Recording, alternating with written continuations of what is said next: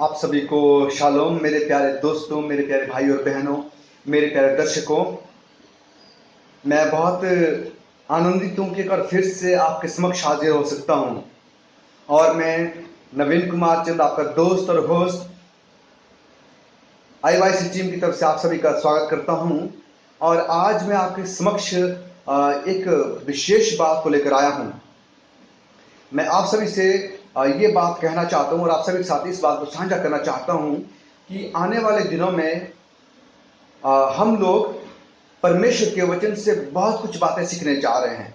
और खासकर कि हम लोग बाइबल पर आधारित 28 मूलभूत सिद्धांतों के बारे में सीखने जा रहे हैं। और ये मूलभूत सिद्धांत मसीहों के जीवन के लिए बहुत जरूरी है।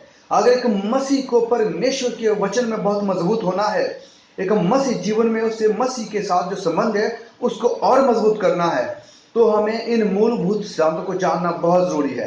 और आप सोच रहे होंगे कि ये जो 28 मूलभूत सिद्धांत है ये क्या है।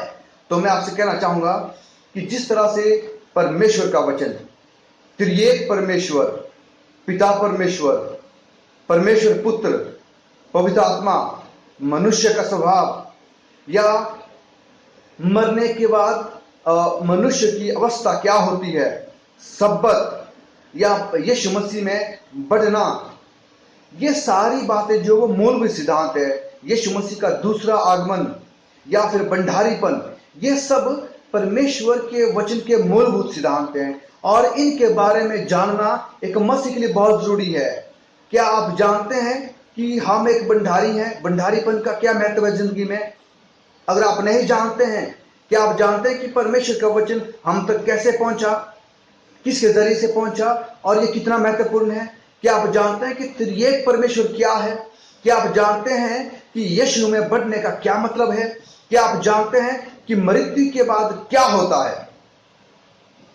तो प्यारे दोस्तों, प्यारे भाई और बहनों, इन्हीं सभी बातों को सीखने के लिए, इन्हीं सभी बातों का अध्ययन करने के लिए हम आपके पास जो है एक सीरीज लेकर आ रहे हैं।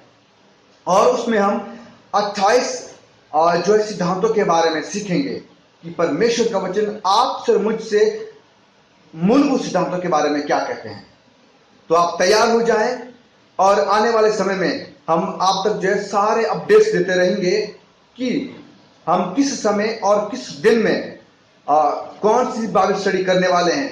तो मेरी आपसे ये दरख्वास्त है, आपसे ये निवेदन है कि हम जैसे ही आपको कुछ समय पहले इस बारे में बता देंगे, आप अपने सवाल को जो है उनको तैयार रखें, ताकि उस विषय से जुड़ा हुआ जो भी सवाल हो उसके ऊपर हमारे जो सलाहकार हैं या जो परमेश्वर के दास हैं वो लोग आपको उससे रूबरू करवाएं और आपके सवालों के जवाब आपको दें। तो आप जो उसको खुद भी पढ़ सकते हैं और साथ ही साथ उस पर तैयार किए गए जो आपके मन में जो सवाल उसके प्रति हैं उनको भी आप पूछ सकते हैं। तो आप हमारे साथ बने रहें और हम आपसे मिलेंगे और आपसे परमेश्वर के वचन के बारे में बहुत सारी बातें साझा करेंगे। परमेश्वर आप सभी को बहुत आशीष दे और हम आप सभी का